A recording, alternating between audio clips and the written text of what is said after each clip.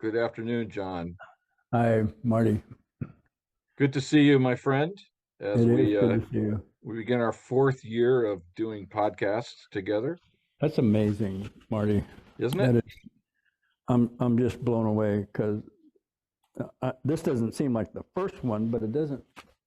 4 years just starting. 3 complete years. It has been a breeze. It's been just gone by, and yet Yeah, at the same time, there's richness and fulfillment in each one, and the experience um, is full. So, yeah. As old as I am in my 74th year, time takes on a different dimension. I notice the months flip off, and then the year of the month is like, oh my God, 23, June coming up. right. And in at the same time, I'm fully present as I'm flipping, and it seems there's a richness to where I'm at, and I notice time, but it's not the same. It's not the same as I used to. Um, it used to either drag, like, oh my God, it's only 2:02. We've been at this forever.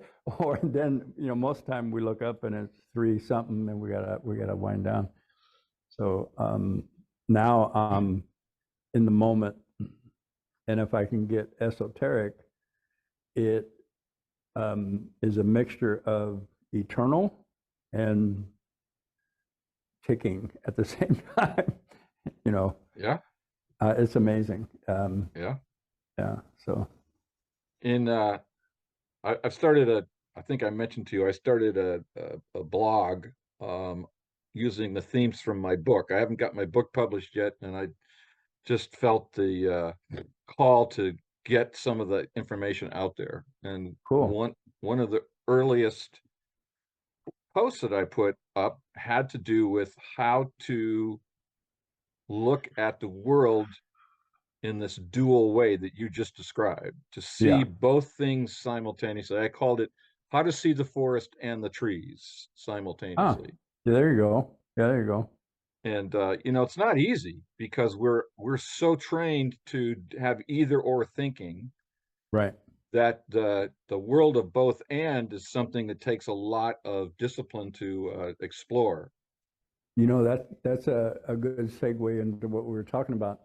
I never assume that people are hearing what I say according to my picture. I never assume that. And that see the forest and the trees is the new place I'm coming from, where before it was I saw the forest or the tree, Right. and I was stuck in either or. Now my scope of responsibility has gone from me, my gun rack, and my truck to global.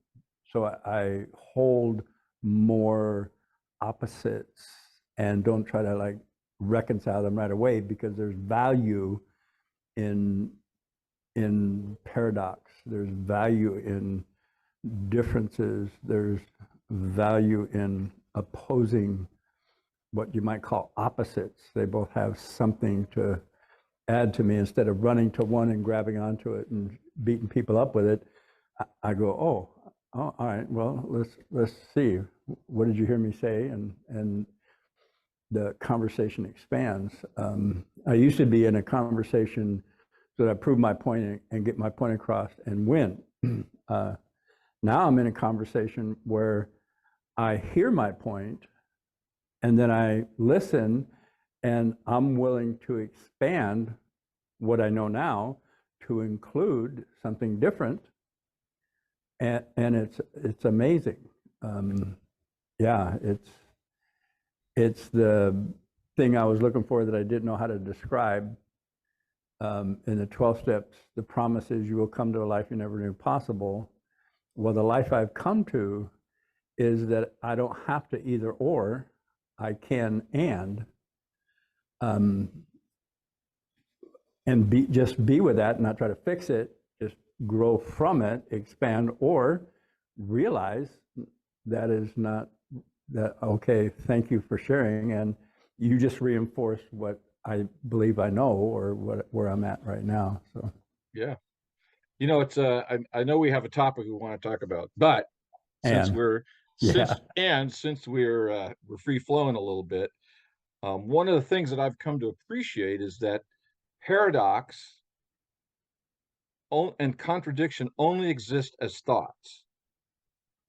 yes, So the world outside of my thinking has no conception of paradox. The world just is. right, And the capacity to think is an evolutionary advance over the capacity to not think. So there's something to this capacity that we can share with the world of non-paradox. And in using the Ken Wilber integral model idea, it's okay, so now we're looking to integrate the world that doesn't give a shit about paradox. It's utterly indifferent to our thoughts about, like, night and day only exist as a thought. Otherwise, the world just goes around in its axis and goes around the sun, and right, there's no one to call it night and day except us. right, And so there's the universe is creating something by creating thinking, and we're in that space of evolution where we don't really know what that is yet, and we're in the process of exploring, figuring it out, making mistakes, hitting, going down dead ends, backing up, trying other ways. mm-hmm. What I see that accountability practice is the most powerful system that I've discovered in my 71 plus years of conducting that exploration, because Yeah. it it is an integrative process. It seeks to integrate feeling and thought to to generate a power of marrying those two capacities of ours together. They're already together. It's just in our minds that we don't experience it that way. Right. And one of the examples of that, and I had a really impactful, profound experience this morning in one of my groups where somebody was caught up in a projection about his first statement was, I'm holding on, I'm about ready to blow up. So I inquired what's going on. And he started talking about these people intruding in, being rude, narcissistic. He used the word psychopathic, manipulative, and they won't leave him alone. So I said, okay, based on this intentional living accountability, own your projections, would you like to find some relief from where you find yourself? And I asked him, based on after you told that story about all these people out here, how does it feel in your body? And he was tense and agitated and irritated. And I said, okay, so I want to offer you a way to relieve that. He said, okay, so be spontaneous about this person. Pick one that really irritates the shit out of you, and then lambaste them. Just give me everything you got about them. And he came up with psychopathic, manipulative, narcissistic. I said, oh, great. And I said, take a nice deep breath. And I want you, let me go up on the board. I want you to own that. And what I was doing was taking him through the accountability tree process using one of the four constants, number 2, which is own what you see out there, own what you're projecting out there. So he got to his truth and he was willing. So he said, I am a psychopathic, manipulative narcissist. And I said, and I could feel it right away that he learned something about himself. And he felt it, I felt it. And what I pointed out to him is that all the things he's projecting that they're doing, he's done multiple times from his subconscious, and it's hidden from him. The only way he could see it is by seeing it in somebody else. And then when he said that, he felt, just period. He felt, and that truth is in alignment with what happened to him as a child, preteen, teen, 20-year. It's in alignment with his experiences and the beliefs, perceptions, and patterns of behavior he found himself in, which were in this list: addict, codependent, and multiple avoidant type behaviors.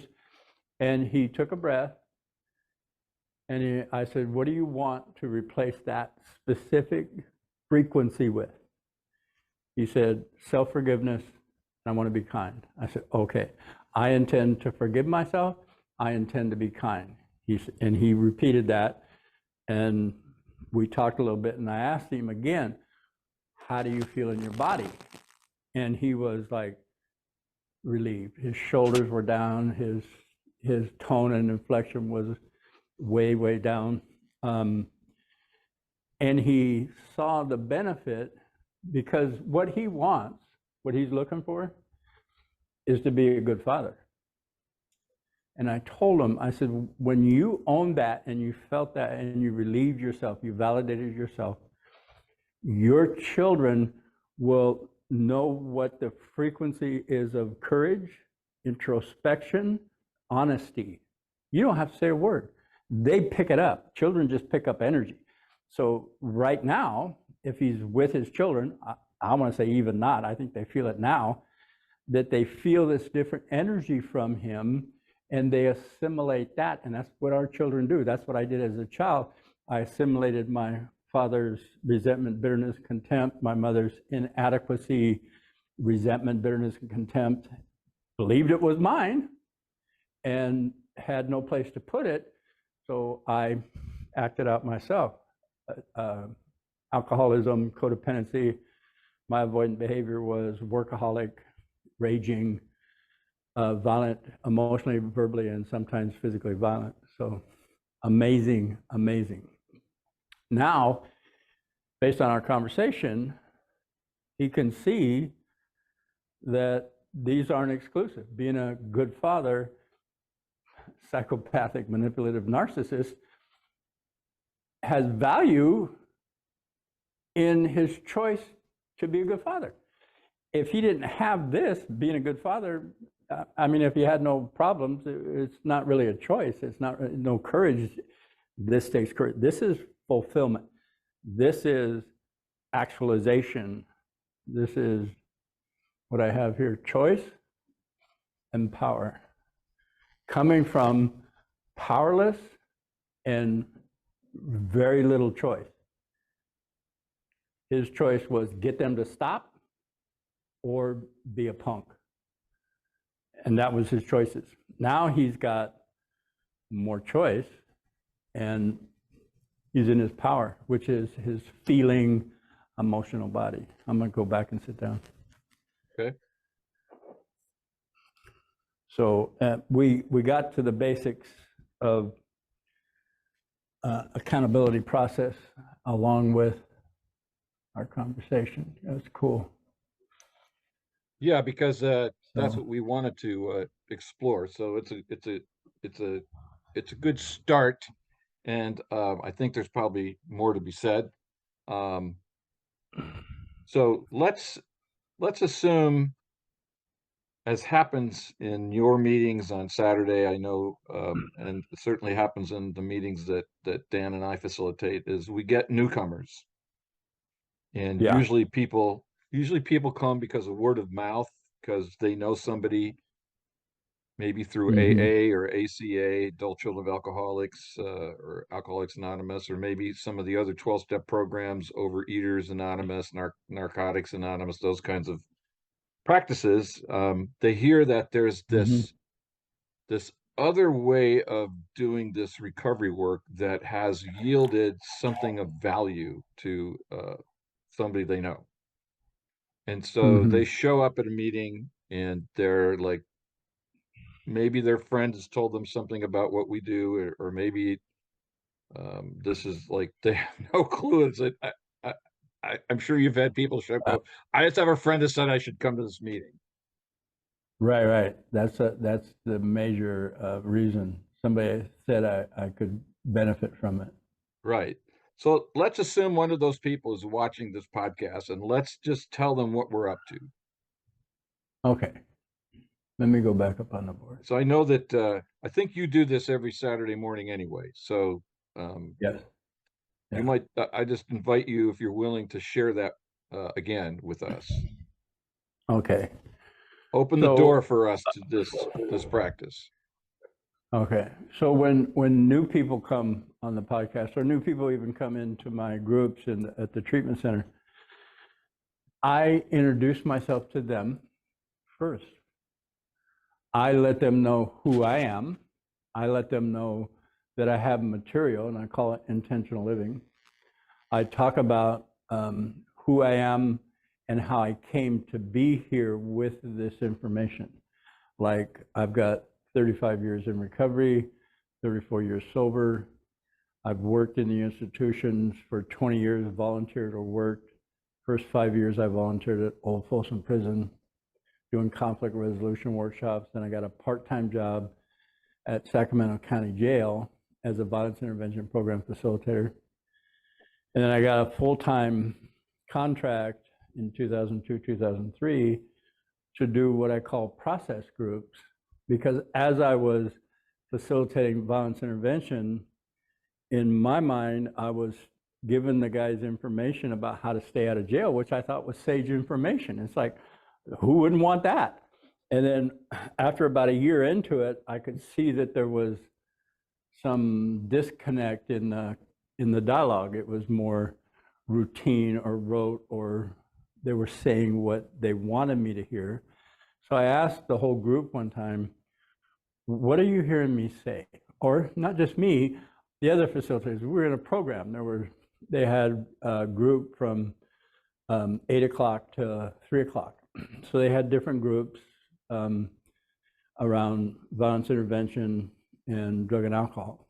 So I said, what are you hearing us say to you?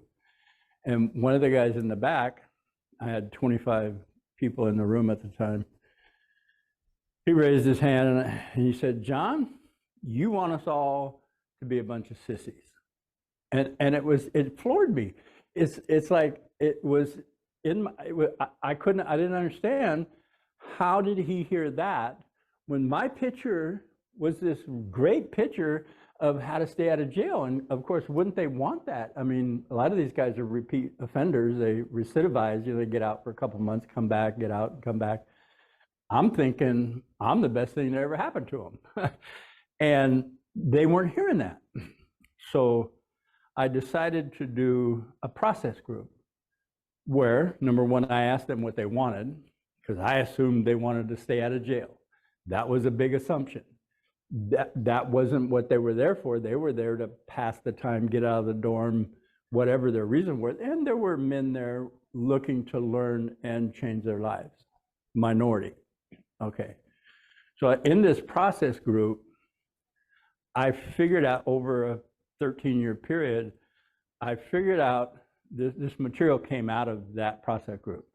The accountability tree, obstacles, how the logistics of violence happens, how our subconscious holds trauma. It feeds information to our survival mechanism, and we go into a fight, flight, freeze, please. Now, in the 12-step group, they put this in a more simpler way. They said moving from reactive to proactive. Well, reactive is an adrenaline state, survival state, where you're either fighting, running, freeze, like go blank, or you're in a please mode. Oh, I'm sorry, I'm sorry, I'm sorry. These are all reactive modes. So, and the reactive modes cause what? I want to say causes alcoholism, but what really was happening, I found relief from this in a beer, in a drink. And it was like, as soon as I stopped, this came back, I got to go have a beer, and it became a pattern after a while, which I couldn't break. I wanted to break it, but I couldn't break it. But I didn't know any of this. I was stuck in the addiction, isolated, left my family, isolated, living in somebody's extra room, wondering what the hell, it's got to be her, or it's got to be the job, or it's got to be, oh my God, maybe it's me, I'm all fucked up. And then that just loop thinking, trying to figure it out. Well, when I started facilitating, I was in a learning mode. We have this saying, teach what you want to learn.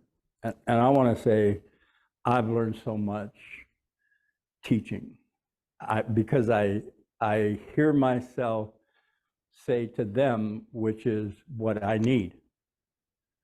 So I learned a lot more when I became a sponsor, and then in 1998, an advocate and a counselor. I really kicked in the learning. So I tell them about me and how this material came about. And then I ask them a question. And the question is, identify something you want that you do not have. Like when I was in my addiction, I wanted a peace of mind where this critical mind just shut off. And when I first got into recovery, that was my thought. I want a moment of peace, just to be able to take a breath without some judgment or criticism or self-deprecating or other deprecating thought. Okay. So I asked them, what do you want that you don't have?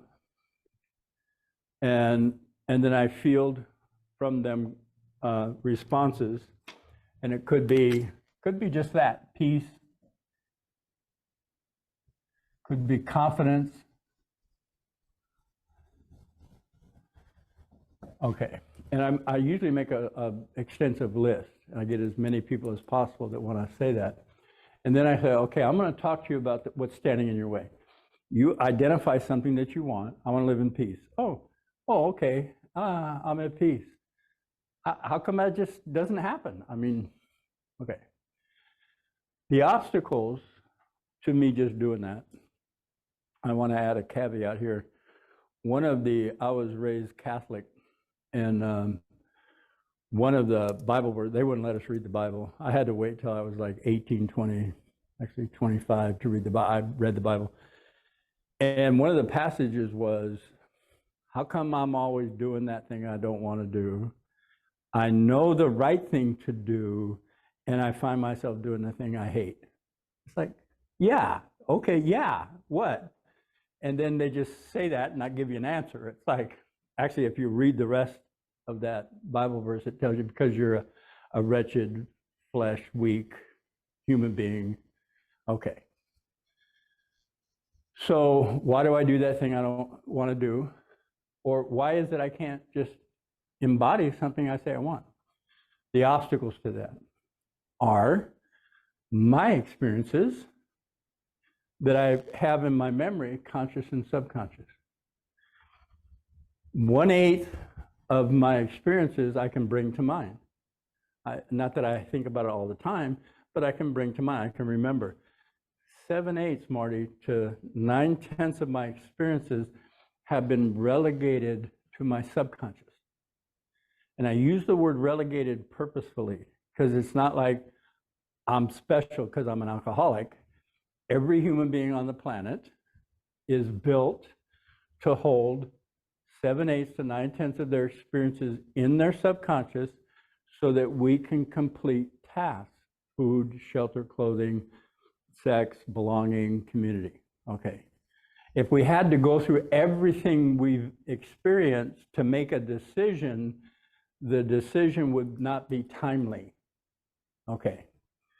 So in the subconscious is where I stuff my trauma. It's in there. I don't want to be traumatized all the time, but it's in there. And every time I make a decision, this part of my brain, and this is a cutaway of a brain, brainstem, midbrain, uses my total experience in the decision-making process. If something happened to me where I walked in a room and somebody raised an eyebrow and I got hit or ridiculed, this is in my subconscious. So as an adult, I have social anxiety. I walk into a room and there's a cue, watch out, below my conscious level, and I want to run out the door, and I don't know why. Or I want to, like, well, that's an asshole. What an asshole. And I don't know why. I don't even know the person. And what happens is that this memory kicks in my survival mechanism.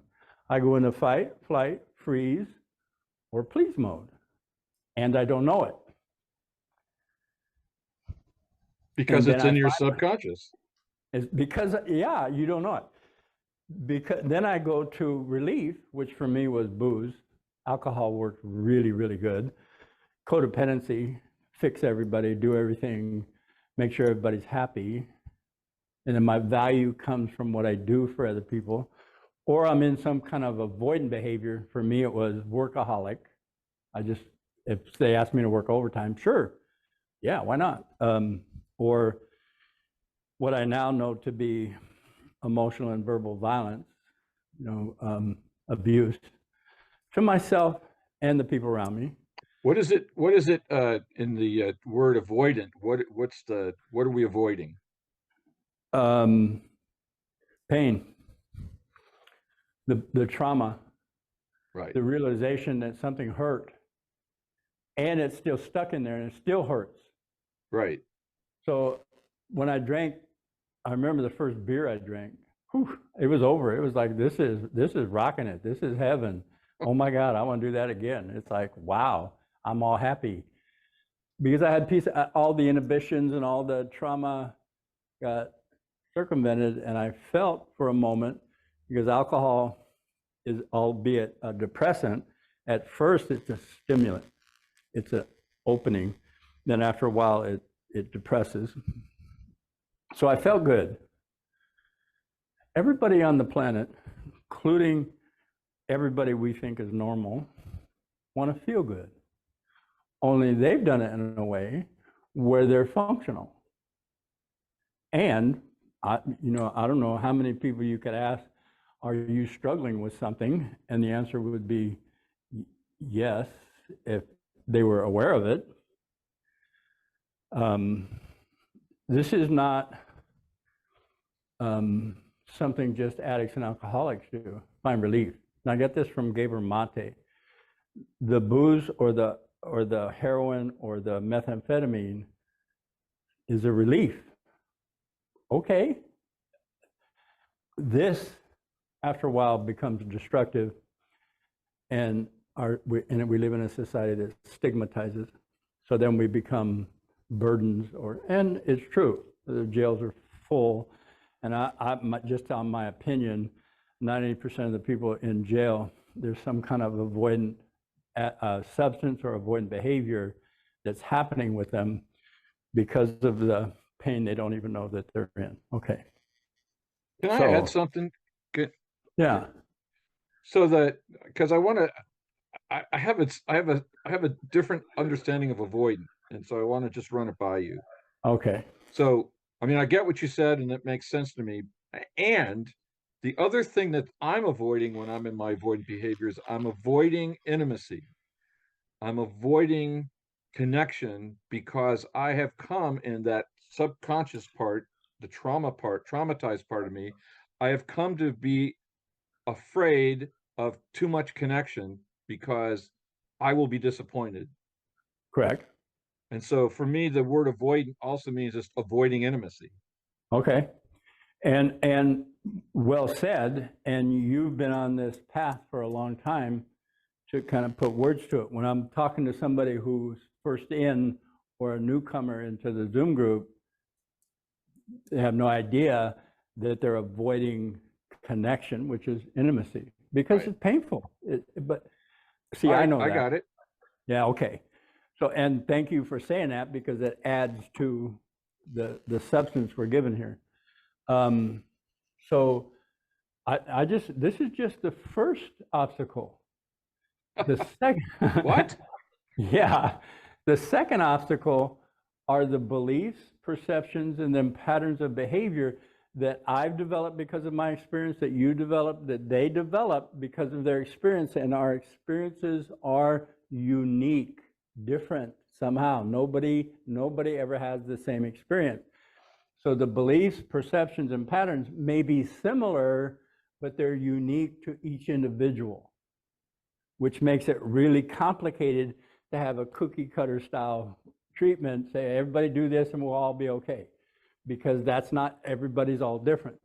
Okay, so the beliefs, 7/8, subconscious. Perceptions, how you see yourself in relationship to, self-conscious. And one of the perceptions I had was not enough, I'm a burden.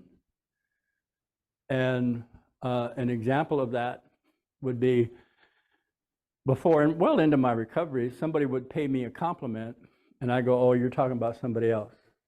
Oh, you must mean him. Oh, that was easy. I would avoid the compliment because the truth, my truth was I wasn't enough.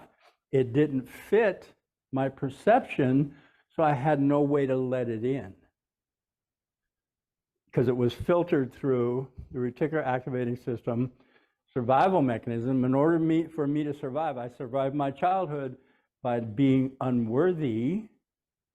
So this says, I'm going to help you survive, stay unworthy. Because if you put yourself out there, that's where the knife in the back, the betrayal, the hurt is going to happen. If I get too close, people are going to hurt me. All of this is subconscious. It's insidious. Okay.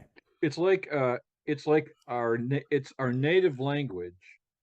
Yes. And when someone compliments me, that's a foreign language, because I Yes. don't have the ability to interpret it anyway except through my belief. But so I'm using language here to be the same as subconscious belief or perception or pattern. Right. And my hope is that as the newcomer is sitting there, they're hearing me speak French. Because I'm going to lead up to the point. Okay. Right. Très bien. All right. So the expectations are the third one. So we got beliefs, perception, patterns of behavior based on my experience, and expectations of myself and other people. And the way I articulate expectations, and I'm saying expectation, any expectation is a block, is an obstacle to what I say I want. Okay. Expectations sound like I should, I have to, I got to, how come I? Why am I always? Oh, that's just like me. Those are articulations of expectations, which are keeping me from experiencing peace, confidence. Expectations of others sound pretty much the same, only you use they. They should, they have to, they got to. How come they are always? Why don't they ever? Those are articulations of expectations. So it's a short list. And what I want to do, and what I tell the newcomer, and what I'm telling you now, is that I'm going to tell you what I just told you in a different way. So what I'm telling you, now that you've identified I have no peace or confidence, that right now in this moment, everything you think is an obstacle, is coming out of what you know. Einstein said you cannot solve a problem with the consciousness that created the problem. You must look for something new. That's what we're going to do in here. Everything you say right now is an obstacle, because it's coming out of what you know, and what you know got you here, and everything you do. And I'm going to add to that, Marty. I'm going to say anything that I choose not to think about is also an obstacle, because that choice is coming out of what I know. Everything I choose not to say or not to do.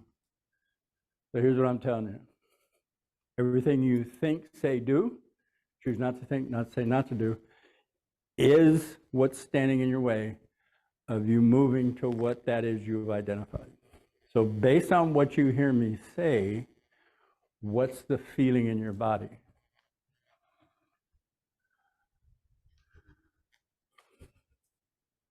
And then I get people to respond.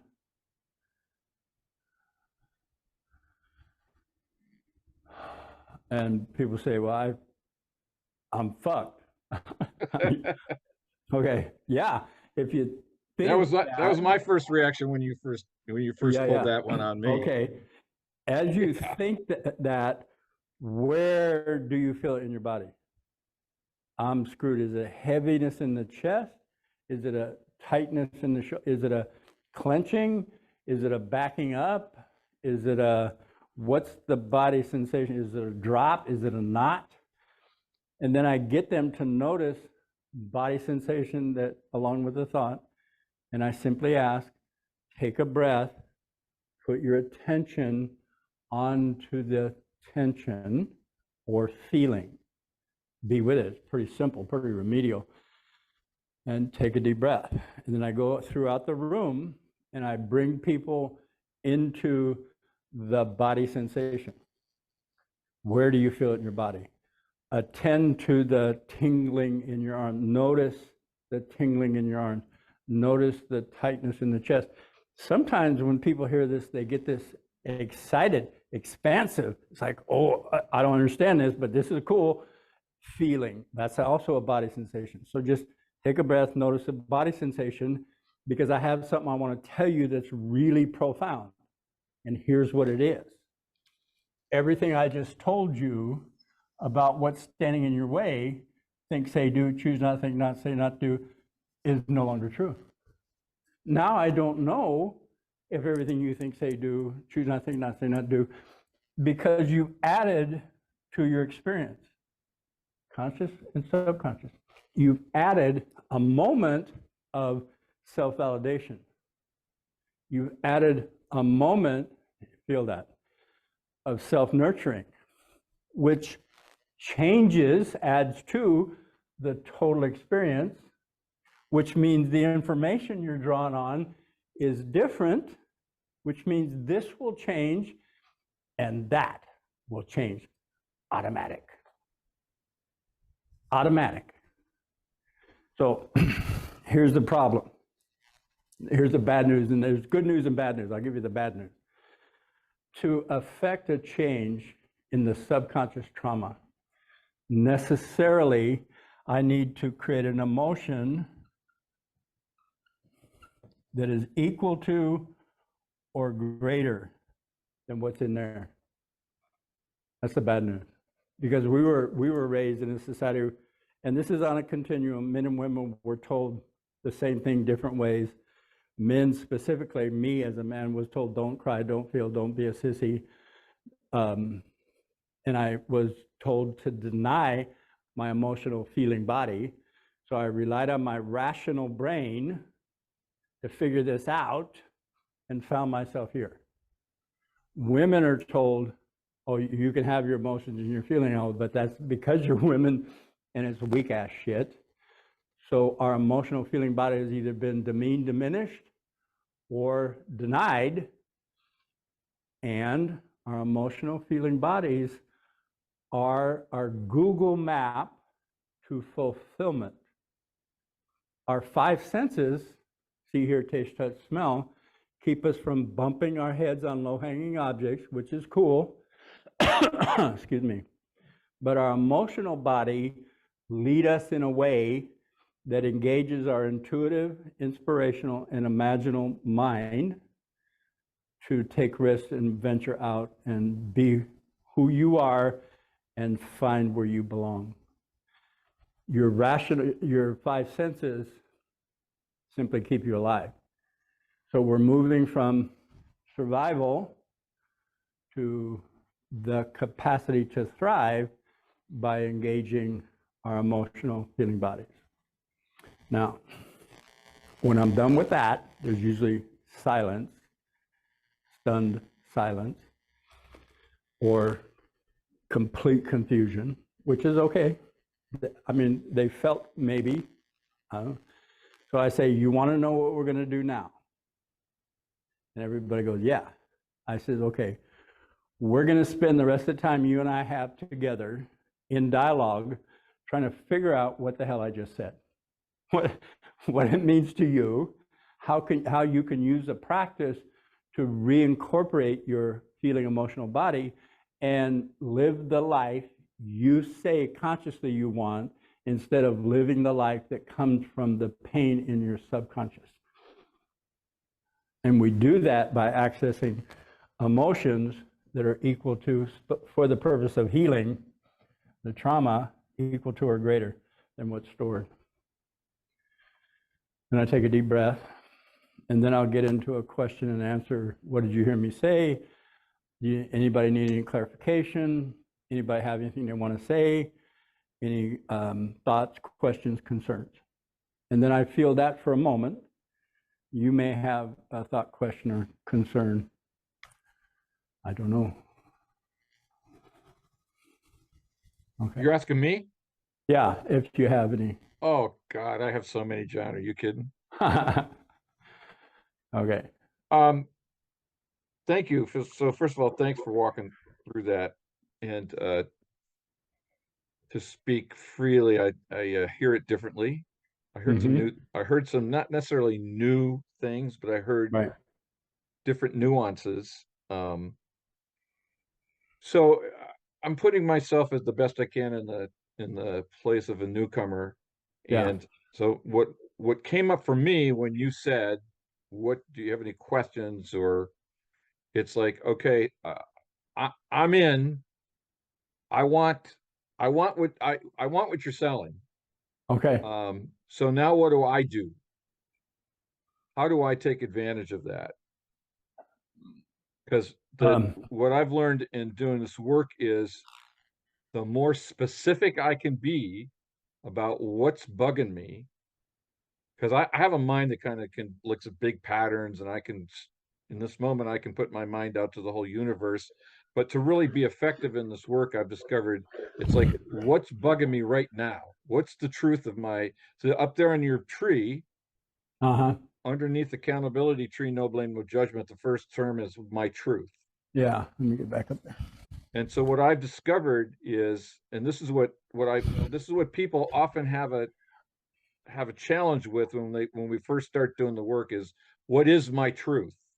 Okay. And how to make it specific is, I think, helpful. Okay.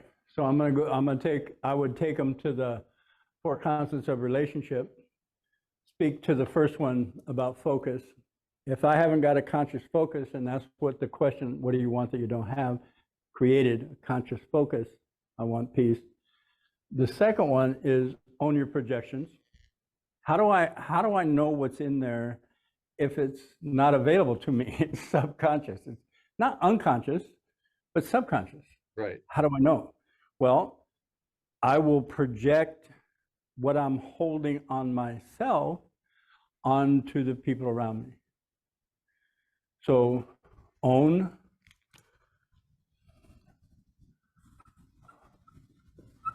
the results. Take them up here. Just simply say them as your truth. Like, hi, my name's John. I'm an alcoholic. I'm codependent. I'm a workaholic. I'm violent. I'm violent to the people I say I love. I'm dismissive and ignoring, demeaning and threatening by raising my voice. And I don't get that much into detail because that's a lot of information that they don't have. So I just say, own where you find yourself. Bring it up here. No blame, no judgment. Well, it's like, then I give them. I'm sorry. It's because I think you'll follow up on this. It's like the gentleman you talked about us earlier, who saw somebody as a psychopathic, manipulative narcissist. Yeah. So the truth, that was the truth. What you helped him do is to see that that's his truth, that he could only see outside of himself. Correct.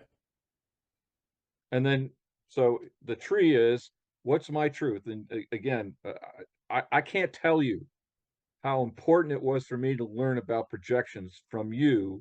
Yeah. I knew about it. I mean, I have a degree in consciousness studies. I'd studied all this stuff. But nobody had ever walked me through it from my own direct experience. Correct. Even my therapist. I spent thousands of dollars on therapy, and we never really seemed to get to that. Okay. So here it is. The truth is, I'm I'm a psychopathic, manipulative narcissist. Okay. And the next thing under that my truth there is emotion, because when I owned something like that, the first time you and I did that work, I felt this whelming energy come up from my gut, like up Yep. through my stomach and esophagus Yep. to my throat. Yep. And it wasn't very pleasant, but it was real.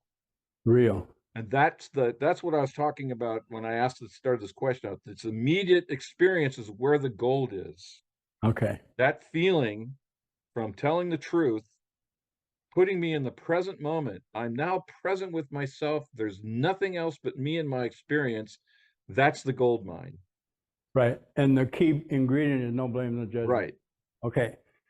So, and then you, or when you were doing that with me, I led you into an intent to wrap this up. right, And what I mean by that is that truth, whatever it is, I'm a narcissist. For me, it was I'm mean to the point of cruelty. I felt the truth of that, which is accessing the place it came from, which is my wounding. Of, of course I am. Based on the way I was treated as a child, I had to keep people away. And being mean and cruel was a really effective way to do that. Although I didn't do it on purpose, it was a survival tool. I felt that. I don't have to name this. You right, can. right. Its emotion is a constellation of sad, hurt, afraid, excited, passion, all together. Maybe one might stick out like excited or hurt. I feel hurt. But in that, there's this constellation of feeling tone. Okay. And then I led you, what do you want? Based on that specific truth, I intend to be kind to myself. I intend to be gracious, or I intend to forgive myself. And that intent in the space of emotion is powerful because intent is a directive to the mechanism to find for you forgiveness, self-forgiveness, kindness, just like it found for me meanness to the point of cruelty for my now thriving. I went from survival to thriving. So what you're saying is, let me see if I can get this Oh, good. down No, again no. for the newcomers. So what you're saying is our minds have a mechanism that directs information from quote outside of us to fulfill our belief system. Yes. And that so that what we're doing here is we're this is what I heard you say way back when you were talking about everything you think, say, or do, don't think, or choose not to think, say, or do, has now changed because we had put new information in. This is Correct. about putting new information in Yes. so that I can eventually move sooner or later to living the second thing from the bottom there on the tree, living intentionally, Yes. living by conscious choice rather than Yeah. through the subconscious beliefs that feel like a compulsion and I'm stuck with it. Reactive. Yes. Yeah. Reactive, Yes. exactly. Yes. And that comes from I want to just share my experience with this and then see if you want to extrapolate something in general from that. Okay. When and I to be honest to everybody listening, I don't remember the exact first time John walked me through this, so Right. I have like this now generic first time Yeah. that you Okay. walk. So it's probably accumulation of 5 or 6 times that we went through this. But when I got to that feeling of the absolute truth that I was avoiding telling myself, much less a group, much less you, the authority figure, and I had that whelming emotional feeling that literally came up from the bottom of my gut, the pit of my stomach, Yep. up into my head. Right. And then you said, okay, what do you want to feel? Right. What I learned to do is rather than rush an answer to that question, to sit and see and invite that feeling to give me the answer. Mm-hmm. Yes. That I got an intuition early on in doing this work that the same power that allowed me to feel this feeling would answer that question for me. Yes. And so I would just go into that feeling and say, okay, what do I want? And uh, inevitably I would get, I want to feel at ease. I want to feel at peace. Yeah. I want to feel confident. Right. And then I could give voice to that through the statement of an intention. I intend Right. to feel at peace. I intend to feel confident. Right. And what I found in allowing the emotional body to provide that answer, because it's like trusting the wisdom of my body. Mm-hmm. There was an enormous resonance that went through that whole system, the subconscious as well as conscious system. That's how it started to change really powerfully, Yes. because I wasn't like using my mind. I mean, how many times do you hear people say, um, the first time you asked me what do I want, I'm like, what the hell are you asking me that for? Where's Right. that coming from? Yeah. Um, and part of it is I think that we have that subconscious belief we don't deserve what we want. Right. And so when you ask that question, it's almost like putting us right back in family of origin. Yes. Like I can't answer that. Right. Um, but when we learn to, okay, we learn to suspend our criticism of the wanting question, and I learned to trust my body to provide the answer. I was so pleased with the results. Mm-hmm. And it's like you said earlier at the top of the podcast, from talking about the promises, the AA promises to live. What was it? To live a life that you had no way of knowing about, or Yeah. Yeah. Come to a life I never knew was possible. right. So I never knew this was possible. Yeah. In fact, if you had said to me, you're going to have a life where you feel enormous peace, I would actually have no idea what you're talking about. You would be talking French to me, Yeah. Yeah. because not only did I never, I might have had moments of peace here and there in my life, but I would dismiss them as Mhm. accidental or, not repeatable, Correct. because of that belief system that I didn't know about until I came and did this work with you. Yes. I had no idea that No idea. I had a little 4-year-old, maybe an 8-year-old, and maybe a 14-year-old who had gotten together and conspired to create a belief system that kept me stuck Yep. in a world of pain and addiction. And then I learned this process, and it's like, whoa, There you go. there's another And it's what you knew. It's yeah. entirely and It's solely what I knew. the the reticular activating system, and I'd suggest to people they Google that because there's all kinds of different information.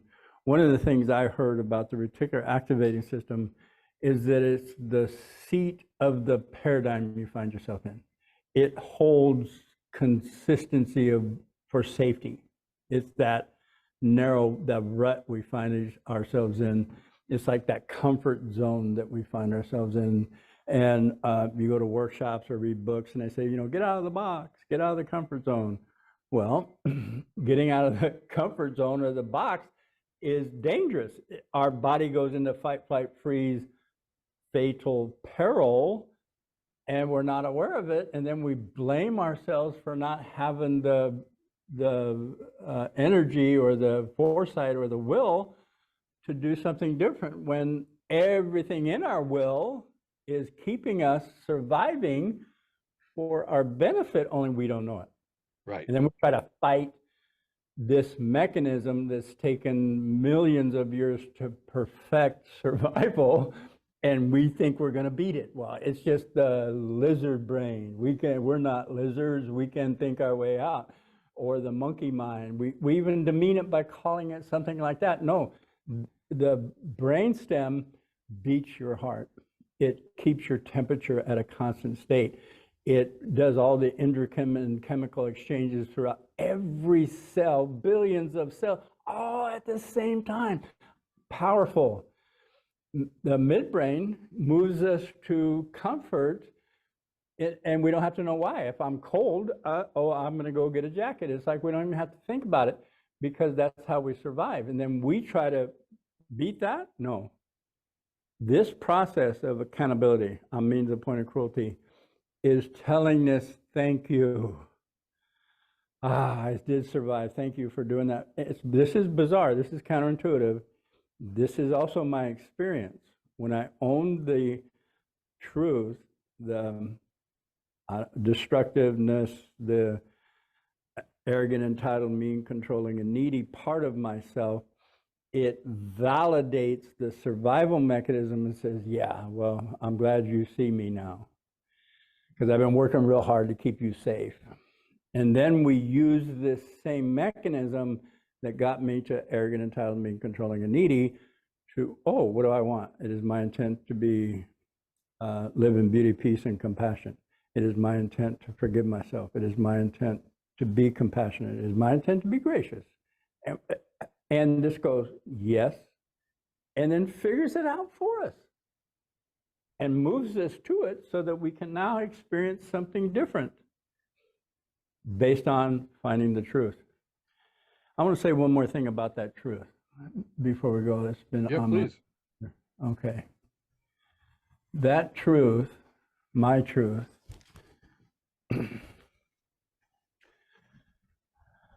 is truth. Everybody wants truth. You know, we're all looking for truth. But this truth, if only. yeah, this truth is the truth of the little child. Yes. Oh, hurt. No. So when I uncover that truth, I'm actually uncovering the lie that I was told. I'm not enough. That's a lie. The child doesn't know, oh, I'm not enough. Oh, how do I not be enough? I'm not enough. They just take it in. Becomes their truth. And they find themselves here instead of going, why the pain? They go, oh, I'm a dumbass, or I don't have any morals, or I'm a weak guy. And then blame and judge, and it's the government's fault. No, this truth, I'm mean to the point of cruelty, uncovered the lie that led to the meanness. So now I have a specific frequency, mean to the point of cruelty, I felt that, I don't have to name it, I intend to be kind. A lot of my teachers say that the rocket fuel to manifestation is our feeling body. That truth, I mean to the point of cruelty, created feeling, frequency. In that frequency, I made a demand to the creative mechanism to seek and find peace, kindness. And it will. That's its job. It found meanness for me, in spite of me. So it will find kindness and compassion in spite of me. It's just the way it works. I'm just using what works. Okay, that's what I want to say. Well, we made a good start on this. Yeah. There's still more that I'd like us to cover, and maybe we can do it next time. But before we go, I would like you to really underscore the primacy of no blame, no judgment. Yeah. And this is where I'm coming from, and then maybe you can pick up from this. So I remember, again, first time we were working together back in the men's group days 10, 12 years ago. I remember experiencing something that of a projection, and I remember you saying to the effect, would you be willing to consider that you are, and I don't remember what it was that I was, right. Let's just say I'm a psychopathic manipulative narcissist. Right. And I remember sitting there, two things happened simultaneously before I said anything to you. First thing that happened was, no, I'm not. First thing was denial. And then the second thing was, I'm doing denial because I'm making this wrong. So Yeah. can I just take a risk and say this as if there is nothing wrong and no blame, no judgment? Right. So I took the risk. I literally was practicing holding on to the edge of my fingertips. Yep. Like, okay, I'm a narcissist, or I'm a psychopathic manipulative narcissist. because I had an intuitive trust that you were right. And all that Yeah. stuff happened like in the course of 2 seconds. Yeah. Yeah. So I took the risk, and I remember feeling a sense of relief and joy that I could take that risk and I didn't die. Yeah. And you weren't chastised, or you Right. weren't And nobody kicked you me out weren't of the group or, nobody kicked you out of the group. right. Okay. So this truth, number one, is difficult to get there and try it, just to practice it, Yeah. just to Yeah. experiment. Yeah. Okay, so once you do, judgment comes. That's what we're trained to do. So what I ask people to do is say it, take a deep breath, a conscious breath, because as I'm breathing, I'm not thinking. And that's where blame and judgment comes from, is the thinking. Sure. So I'm mean to the point of cruelty. Oh, just in the in-breath, without, oh, you dumbass. It would just, oh, the relief, the feeling, oh, I don't even have to know what it is. I just know this feels good. And sad, and recognizing the hurt and the impact, and seeing the destruction, and at the same time seeing a path where this might not happen. It's like all there. I intend to be kind. In that power moment, that's why I have power over here. Frequency, I intend to be kind. It's like adding rocket fuel to that command to the creative mechanism. Yep. Boom, done. Now, then people say, what do I do now? My response 95% of the time is, don't do anything. Take a breath, take another breath. Try not to do anything, because the do puts you back into try. Yes. And allow this to settle and be for a minute. Do nothing. In fact, do nothing as long as you can. And see what happens. Of course, people don't like to hear do nothing. It's like, shit, now that I got this, I got to do something with it. No. Right. No, you don't. Yeah. So this no blame, no judgment is in the breath. Now, see, I first experienced this with the statement, hi, my name is John, I'm an alcoholic, in a room full of people, 100 people. Hi, my name is John, I'm an alcoholic. No judgment, no blame. The room was absent. There might have been something going on in my head, but I felt it. Oh, they may even have clapped. I don't know, but it was different. So when I developed this 10, 15 years later, because the first place people go is, well, I'm a dumbass, or, oh, that's not okay.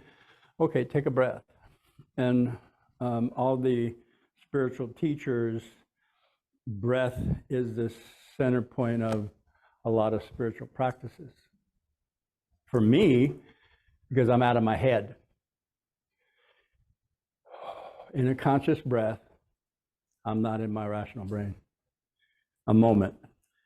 And my body imaginally can imagine inspiration comes through, and that intuition pops up like, oh, I intend to be kind. I want kindness now. Yes.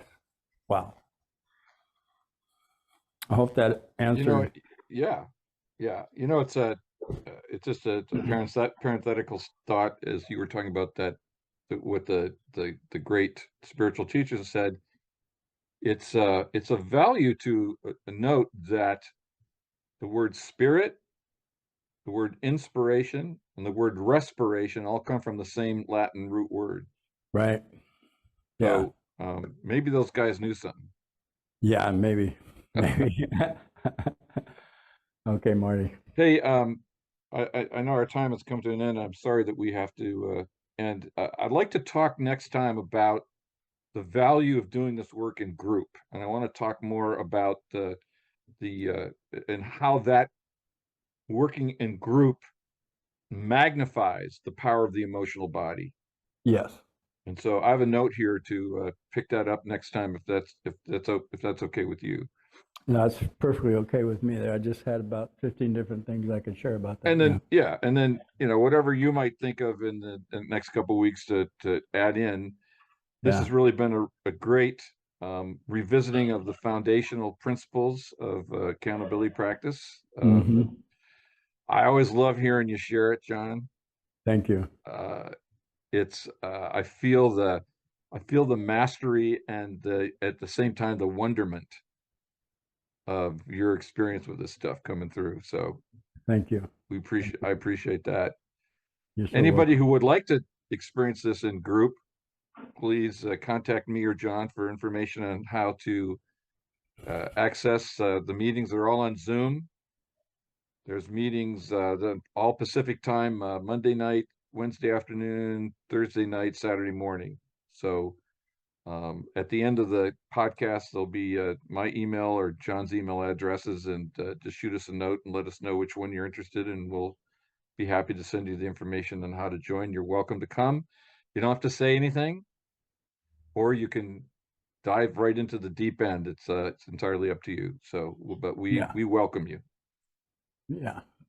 So, John, thank you so much, as always, for sharing your wisdom and your love of yourself and this life that we've all been given. Hmm. And I look forward to the next time. You got it. Thank you, Marty. You Love you. bet. Thank you. Back at you.